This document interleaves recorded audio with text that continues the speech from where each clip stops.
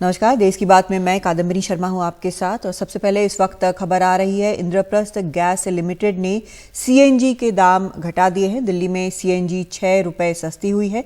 CNG अब दिल्ली में 73 रुपए 59 पैसे प्रति किलो हो गई है। नोएडा में सीएनजी अब 77 रुपए 20 पैसे प्रति किलो है और गुरुग्राम में सीएनजी अब 82 रुपए 62 पैसे प्रति किलो हो गई है। रवीश रंजन शुक्ला हमारे सहयोगी इस वक्त फोन लाइन पर हमारे साथ जुड़ रहे हैं। रवीश, एक एक करके अलग अलग जगहों पर सीएनजी के दाम घटते नजर आ रहे हैं। जी बिल्कुल कादम्बरी, क्योंकि गुरुवार को कैबिनेट ने ये फैसला लिया था कि जो सीएनजी और पीएनजी के जो दाम हैं उन पर कैप लगाने का फैसला किया था और इसके मानकों में तब्दीली की थी। तो इसका ये नतीजा रहा है कि आज जो है वो आईजीएल ने 6 रुपए सीएनजी और पीएनजी को सस्ती करने की घोषणा की है। ये कल से लागू होगा, यानी रविवार सुबह 6 बजे से ये जो दरें हैं वो लागू होंगी। आपको पता है कादम्बरी की पिछले एक साल के भीतर, तकरीबन 1.5 साल के भीतर सीएनजी के दामों में 34 रुपए की बढ़ोतरी हुई थी, माफ करिएगा। तो 34 रुपए की सवा साल के अंदर में सीएनजी के भीतर में बढ़ोतरी हुई थी। तो इसके वजह से महंगाई भी काफी बढ़ी थी और आम लोग खासा परेशान थे, क्योंकि सीएनजी को एक ग्रीन फ्यूल के तौर पर जाना जाता है और इससे कहीं ना कहीं जो सीएनजी की गाड़ियां हैं उनकी बिक्री पर भी असर पड़ रहा था। तो इसके अब ये जो राहत मिली है, इससे जो है वो महंगाई पर भी काबू पाने में सरकार को सफलता मिलेगी, क्योंकि दिल्ली और ज्यादातर जगहों पर यह देखा जाता है कि सीएनजी से जो चलने वाले ट्रक हैं उनके जरिए ट्रांसपोर्ट होता है जो भी जरूरी सामान होते हैं। तो अब सीएनजी के सस्ते होने से तमाम सारी चीजों की कीमतों पर भी जो है वो आने वाले दिनों में इसका प्रभाव देखने को मिलेगा।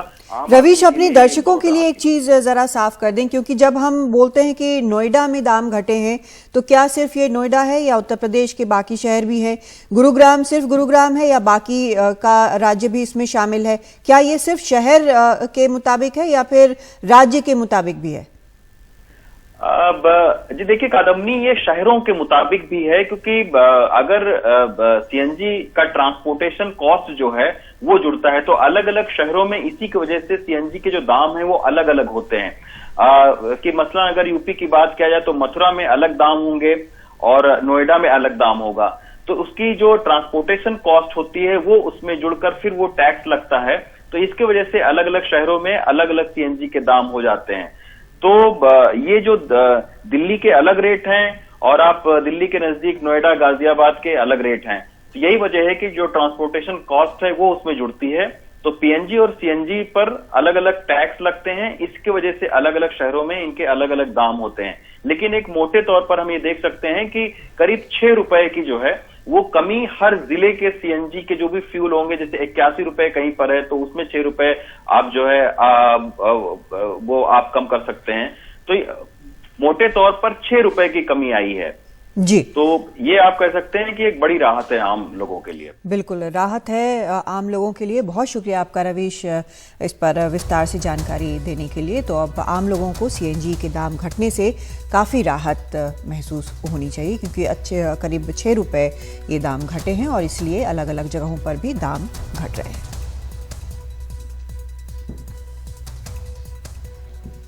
प्रधानमंत्री मोदी ने आज चेन्नई में वंदे भारत एक्सप्रेस को हरी झंडी दिखाई।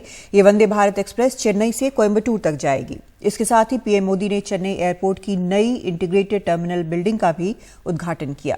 चेन्नई से चलने वाली ये दूसरी वंदे भारत एक्सप्रेस है। इससे पहले चेन्नई मैसूर के बीच वंदे भारत एक्सप्रेस की शुरुआत हो चुकी है।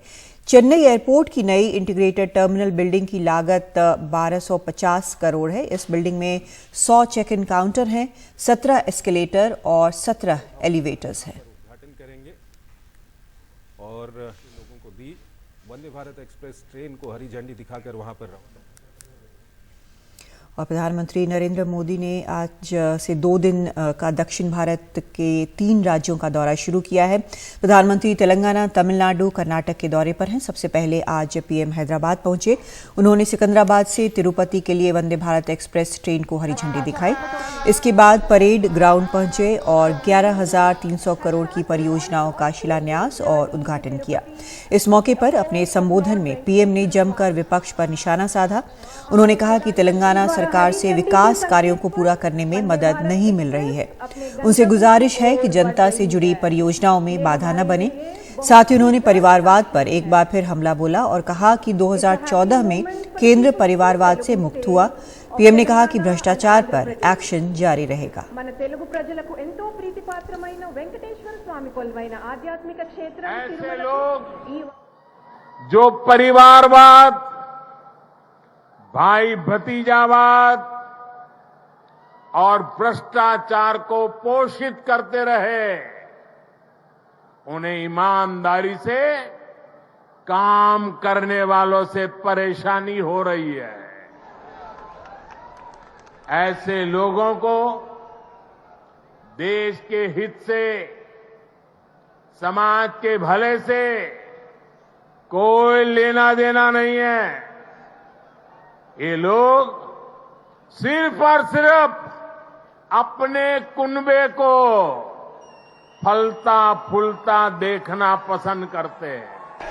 हर प्रोजेक्ट में, हर इन्वेस्टमेंट में ये लोग अपने परिवार का स्वार्थ देखते हैं। तेलंगाना को ऐसे लोगों से बहुत सतर्क रहना जरूरी है। भाइयों और बहनों, भ्रष्टाचार और परिवारवाद एक दूसरे से अलग नहीं है। जहां परिवारवाद और भाई भतीजावाद होता है, वहीं से हर प्रकार का करप्शन फलना फूलना शुरू हो जाता है। मुझे एक बात के लिए बहुत पीड़ा है, बहुत दुख होता है, दर्द होता है। केंद्र के ज्यादातर प्रोजेक्ट्स में राज्य सरकार से सहयोग न मिलने के कारण हर प्रोजेक्ट में देरी हो रही है, विलंब हो रहा है। इससे नुकसान तेलंगाना के लोगों का, आप लोगों का हो रहा है।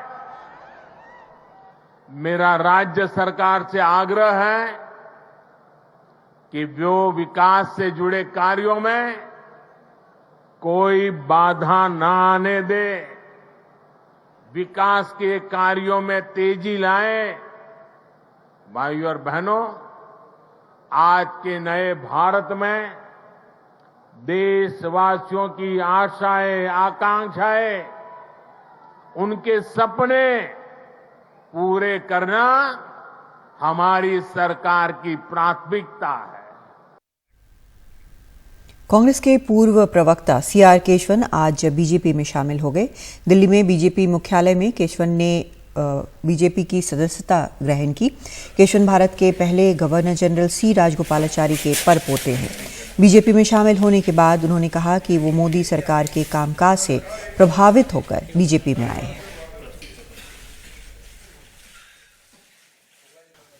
आज मुझे बीजेपी में दिल से स्वागत करने के लिए मैं जनरल वीके सिंह जी और इन सब दिग्गजों को अत्यंत आभार व्यक्त करना चाहता हूं। प्रधानमंत्री नरेंद्र मोदी जी, अमित शाह जी और नड्डा जी, उनके प्रोत्साहन और मार्गदर्शन के लिए मैं हमेशा आभारी रहूंगा।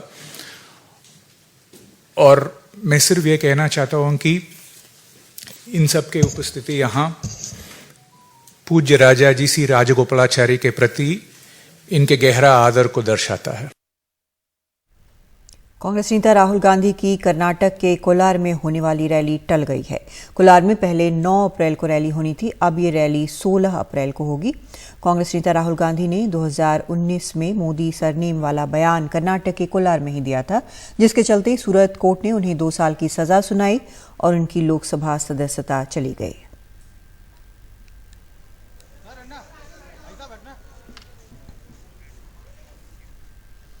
NCP supremo Sharad Pawar NDTV को दिए अपने बयान पर कायम हैं। पवार ने शुक्रवार को एनडीटीवी को दिए इंटरव्यू में अडानी मुद्दे पर जेपीसी जांच की बजाय सुप्रीम कोर्ट की समिति की जांच को बेहतर बताया था।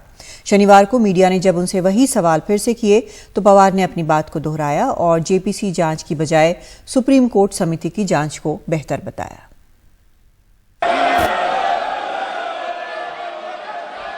कांग्रेस और कई दूसरे विपक्षी दल अदानी उद्योग समूह मामले में जेपीसी यानी ज्वाइंट पार्लियामेंट्री कमेटी की मांग पर अड़े हुए हैं, जबकि प्रमुख विपक्षी नेता और एनसीपी सुप्रीमो शरद पवार ने एक बार फिर जेपीसी की बजाय सुप्रीम कोर्ट की समिति की जांच को बेहतर बताया है। हमें ऐसे लगता है कि जेपीसी का जो कॉम्पोजिशन होगा, ये कॉम्पोजिशन में समझो 21 सदस्य की जेपीसी हो तो इसमें 15 लोग रूलिंग पार्टी के रहेंगे और 5 या 6 लोग अपोजिशन के रहेंगे। तो जहाँ ओवरवेलमिंग मेजॉरिटी रूलिंग पार्टी की है, वहाँ देश के सामने सच्चाई क्या है, वो कहाँ तक आएगी, इस बारे में कोई भी आशंका पैदा कर सकता है। और इसलिए हमारा कहना ये है कि इससे दूसरा एक अल्टरनेटिव सुप्रीम कोर्ट ने दिया है, वो खुद कमिटी अपॉइंट करना चाहते हैं कि उन्होंने, तो शायद इसकी क्रेडिबिलिटी वो ज़्यादा रहेगी। एक दिन पहले ही शरद पवार ने एनडीटीवी को दिए एक्सक्लूसिव इंटरव्यू में जेपीसी की मांग को व्यर्थ बताते हुए सुप्रीम कोर्ट की समिति की जांच को ही सही बताया था। पवार ने हिंडनबर्ग रिपोर्ट पर सवाल उठाते हुए अदानी को टारगेट किए जाने का दावा किया।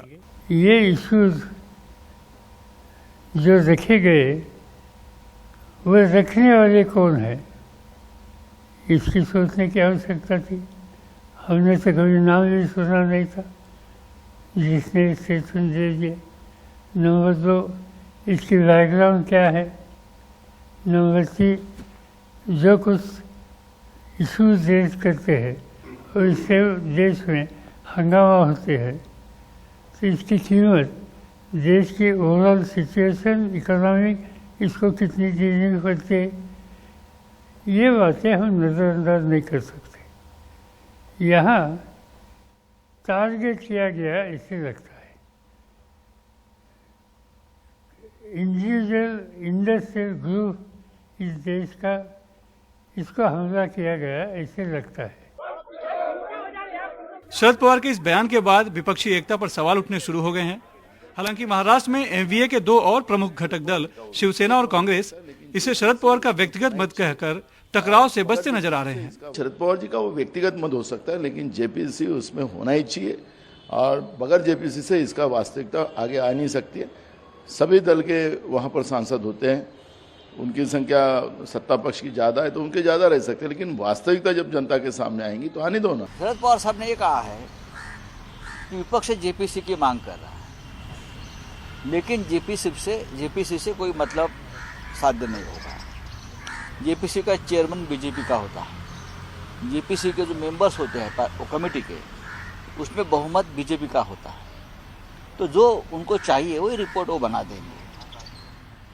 एक पर्याय दिया है, एक विकल्प है न्यायालयीन जांच, ये पवार साहब का कहना है। तो ठीक है, ये ममता बनर्जी हो या तृणमूल कांग्रेस या एनसीपी, अडानी के बारे में उनकी अलग राय है, हो सकती है अपनी राय, लेकिन उसका मतलब ये नहीं कि जो एकजुट है विपक्ष की उसमें कोई दरार आ जाए। कोई दरार नहीं आएगी, ना महाराष्ट्र में आएगी, ना राष्ट्रीय स्तर पर आएगी। शरद पवार के इस बयान का विपक्षी एकता पर भले कोई असर न हो, लेकिन इससे कारोबारी घरानों को सियासी लड़ाई में घसीटने की कांग्रेस की कोशिश को बड़ा झटका जरूर लगा है, क्योंकि पवार ने साफ कहा है कि सरकार को घेरने के लिए पहले हम टाटा बिरला को निशाना बनाते थे, लेकिन जब हमने उनके योगदान को देखा तो हैरान रह गए थे कि क्यों हम टाटा बिरला कर रहे थे। आज उनका नाम आगे नहीं है, अब अदानी अंबानी आ गए हैं। इसलिए सरकार पर हमला करना हो तो अदानी अंबानी का नाम लिया जाता है। मुंबई से सुनील सिंह, एनडीटीवी इंडिया के लिए।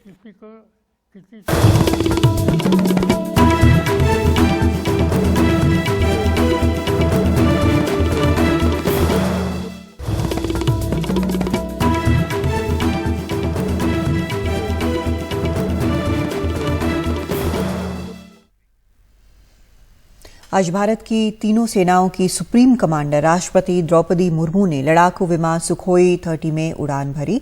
उन्होंने ये उड़ान तेजपुर के एयरफोर्स स्टेशन से 15 मिनट के लिए भरी।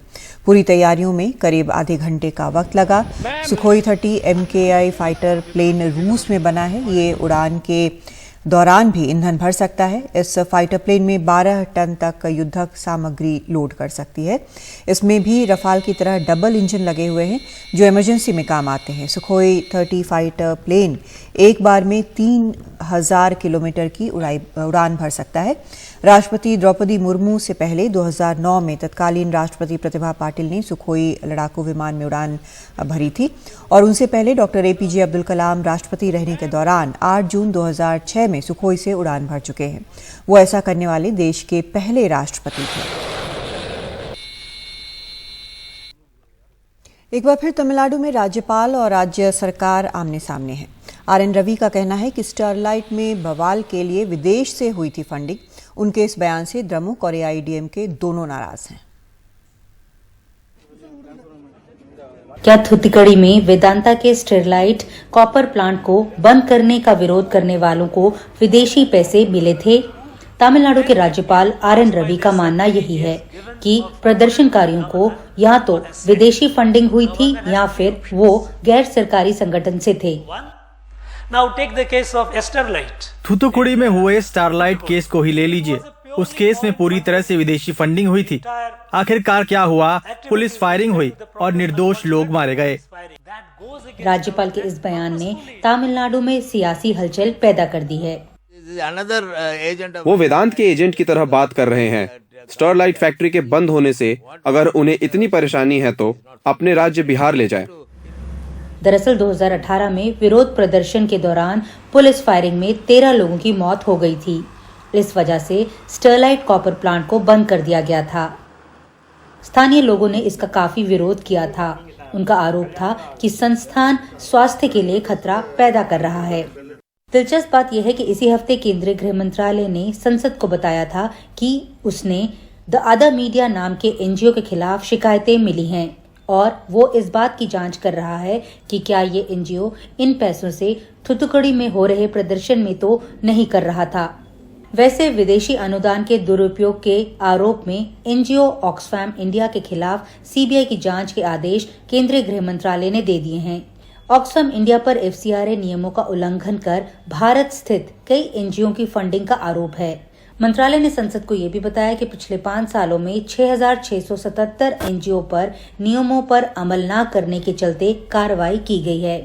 नई दिल्ली से नीता शर्मा, NDTV इंडिया के लिए।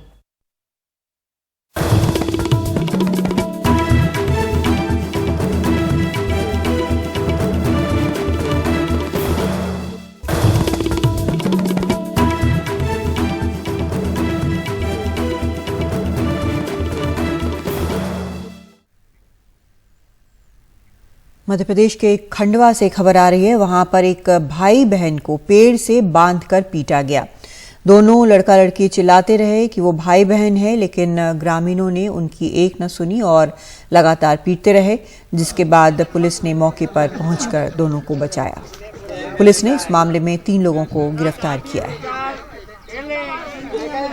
अनुराग द्वारी हमारे सहयोगी इस वक्त फोन लाइन पर हमारे साथ जुड़ रहे हैं। अनुराग, ये काफी इस तरह की घटनाएं लगातार हो रही हैं और इसमें जो लड़के लड़कियां हैं वो काफी चपेट में आ जा रहे हैं। बिल्कुल कादम्बिनी, ये खंडवा जिले के पिपलौद का मामला है। पिपलौद का एक बामंदा गांव है। वहां पर एक लड़का अपनी बहन से मिलने बामंदा में पहुंचा था। घर में वो अकेली थी और उनके जो परिजन थे वो घर पे नहीं थे और इसीलिए वो बाहर ही बैठकर खटिया पर बात कर रहे थे। लेकिन वहां लोगों को कुछ शक हुआ और उन्होंने बिना पूछे उन लोगों को पेड़ पे लाकर बिठा दिया पेड़ के पास। वो बार बार कहते रहे कि वो रिश्तेदार है, भाई बहन है, लेकिन उनकी एक नहीं सुनी, उनको पीटने लगे और उनको उस पिटाई का वीडियो भी बना और वो वायरल हो गया। अब इस मामले में पुलिस ने 3 लोगों पर मामला दर्ज कर लिया है और उन्हें गिरफ्तार कर लिया है। जी, बहुत शुक्रिया अनुराग इस जानकारी के लिए।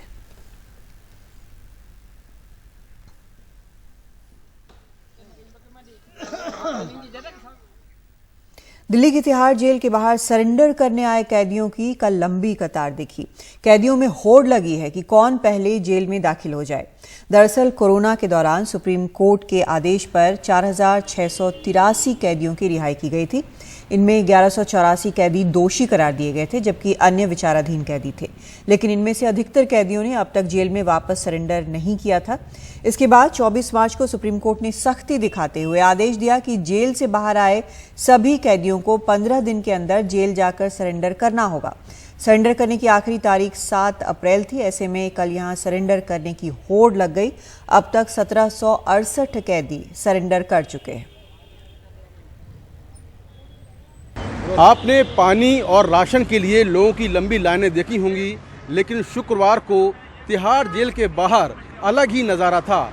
यहाँ पर ऐसे लोगों की लंबी लाइनें थीं जो कि तिहाड़ जेल में जाने को बेकरार थी। दरअसल ये वो लोग थे जो कि तिहाड़ जेल में सरेंडर करने आए थे।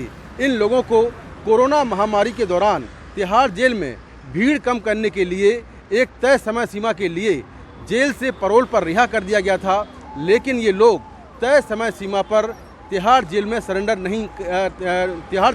सरेंडर करने नहीं आए। इसके बाद 24 मार्च को सुप्रीम कोर्ट ने सख्ती दिखाते हुए आदेश दिया कि ऐसे सभी कैदी जो कोरोना महामारी के दौरान पैरोल पर रिहा किए गए हैं उनको 15 दिन के अंदर सरेंडर करना होगा, जिसका आखिरी दिन शुक्रवार यानी 7 अप्रैल था। तो 7 अप्रैल को यहाँ पर बड़ी संख्या में कैदी आए, उन्होंने सरेंडर किया। तिहाड़ जेल के मुताबिक अब तक 1700 से ज़्यादा ऐसे कैदी हैं जिन्होंने सरेंडर कर दिया है, लेकिन जो कैदी रिहा किए गए थे उनका आंकड़ा 4000 से ऊपर है। यानी कि अभी भी ऐसे बहुत सारे कैदी हैं जो कि सरेंडर करने नहीं पहुंचे हैं। अगर वो नहीं पहुंचेंगे तो उनके खिलाफ सख्त कार्रवाई की जाएगी और जो कैदी फरार हो जाएंगे उनकी तलाश पुलिस करेगी। तो भारत के कोने कोने से यहाँ पर कैदी शुक्रवार को सरेंडर करने आए और यहाँ पर सरेंडर करने वालों की लंबी लाइनें देखी गई। नई दिल्ली से मुकेश सिंह सेंगर, एनडीटीवी इंडिया। पंजाब सरकार का एक नया फैसला है। सरकारी दफ्तरों के खुलने का समय बदला गया है। सरकारी दफ्तर अब सुबह 7:30 से दोपहर 2 बजे तक खुलेंगे। 2 मई से ये वक्त जो है सरकारी दफ्तरों का वो बदला जा रहा है। 2 मई से 15 जुलाई तक ये आदेश लागू रहेगा। असल में बिजली की डिमांड में कमी आएगी, ये जो वहाँ के चीफ मिनिस्टर हैं भगवंत मान उनका कहना है, और इसीलिए ये फैसला लिया गया है। बिजली की मांग में करीब 350 मेगावाट की कमी आने की संभावना बताई जा रही है।